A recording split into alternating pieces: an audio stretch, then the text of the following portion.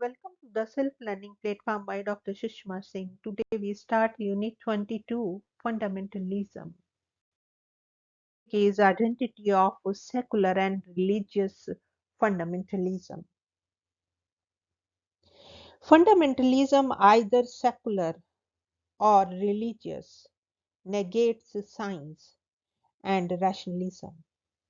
Every religion and every ideology thrive on belief systems where reasoning has no place. It is therefore easier for some pseudo believers of any religion or ideology to turn to fundamentalism in order to seek the fulfillment of certain selfish interests. One need not be a true believer to be religious. A pseudo Marxist need not be a true Marxist.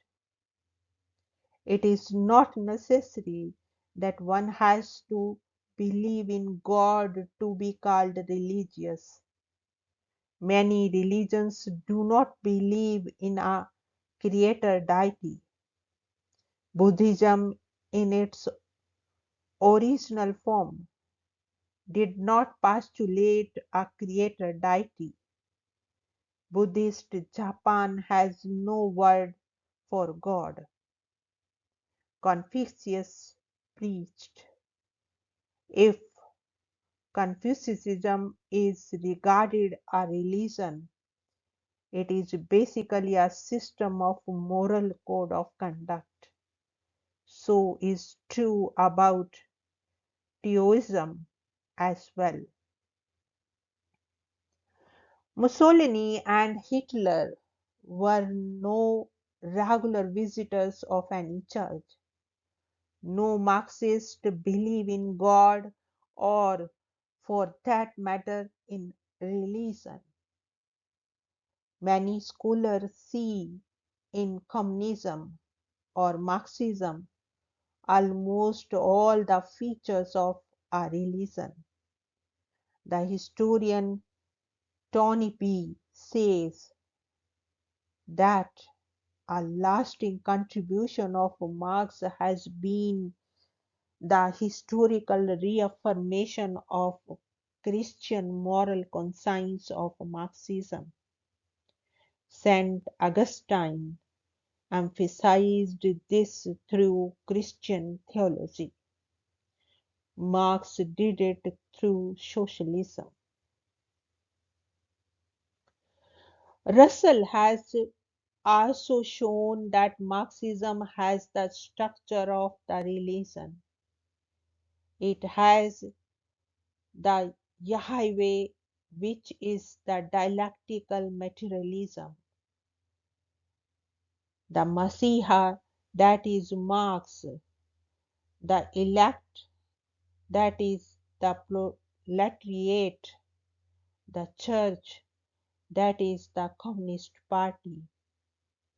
It has the absolute source of mystery, he continues.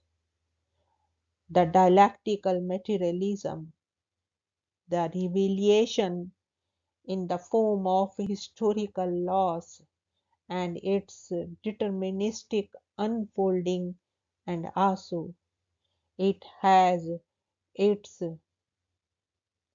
eschatology, that is the withering away of the state, the coming of communist man, and the ultimate advent of transcommunism. It is difficult to deny the scientific approach which Marx adopted. It is difficult to label Marx a utopian, especially when everyone knows his efforts at theorizing socialism as scientifically as possible. It is also difficult to refer to his theory as deterministic when all through he fought against determinism.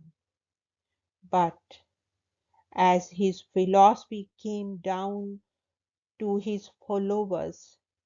They made it doctrinal, Lenin closing it to fundamentalism, and Stalin, after completing the progression, giving it the shape of a totalitarian doctrine. Fundamentalism and totalitarianism in the political context go together. This means that a fundamentalist has to be by nature totalitarian, aggressive in mood. A totalitarian, on the other hand, has to be a fundamentalist, as oppressive as he can. Hitler and Mussolini were totalitarian and fundamentalist. They were like fundamentalists, no friend of democracy nor any lover of rationalism. Ganguly writes, the irrational ideologies like fascism or religious fundamentalism go ahead without much ado to establish their hegemony by any means, including large-scale distortions of truth and line.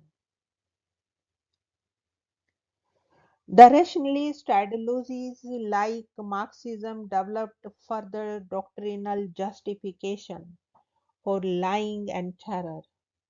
As Hitler once said in his Mein Kampf, the greater the lie, the greater the chance that it will be believed. Next point is the fundamentalist mind.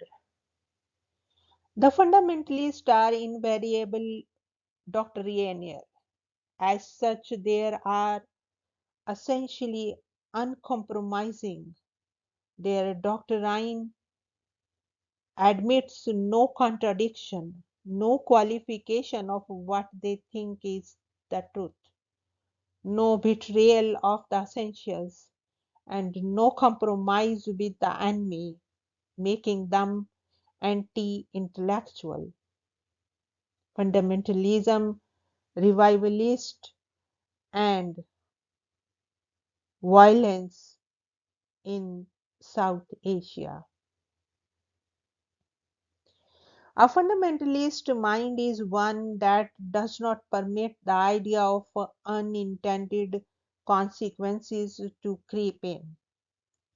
If anything happens, the happening must have a meaning.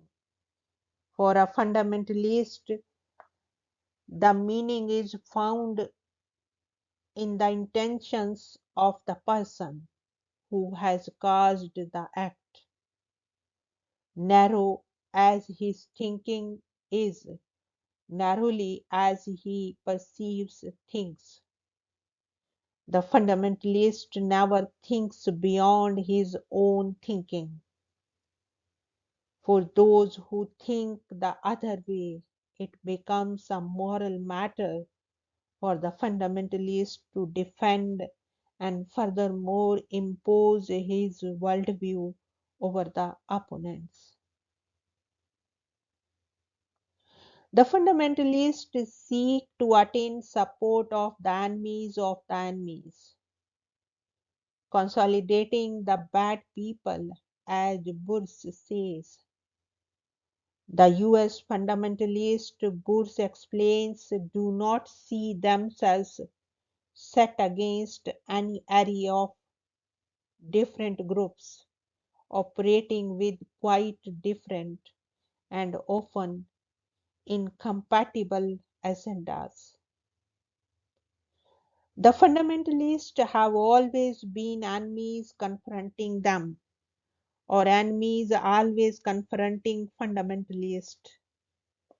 For the US fundamentalist, communalism is not a general political philosophy, but is a single conspiracy. Referring to the US fundamentalism, Bruce writes, fundamentalists differ as to who is really behind it all. Some think that communists are really Jews. Others think that Jews are really communists. In the 1980s, with the communalism and obviously spent force, and the Jews suddenly elected as allies, the US fundamentalists hit on a new collective noun for their various enemies, secular humanists. The Iranian Ayatollah supposed that US imperialism, Judaism, Zionism, and Christianity are all the same evil things. The fundamentalists are always secretive. They are habitual in coding and decoding signs and discovering their hidden connections. There is a long tradition, Bursis tells us, in the Protestant fundamentalism in decoding allegorical Bible passages, that the fundamentalists are close to terrorists or that they themselves are terrorists is a well known fact in the context of Indo Pakistan relations. They are ready to provide an all purpose legitimization for almost any act. Fundamentalism, one may therefore conclude, grossly oversimplifies, presents an underlying moral order to everything, readily demonizes its opponents, and finds reds under every bed. We want to wind up this lecture. Thank you so much for your attention.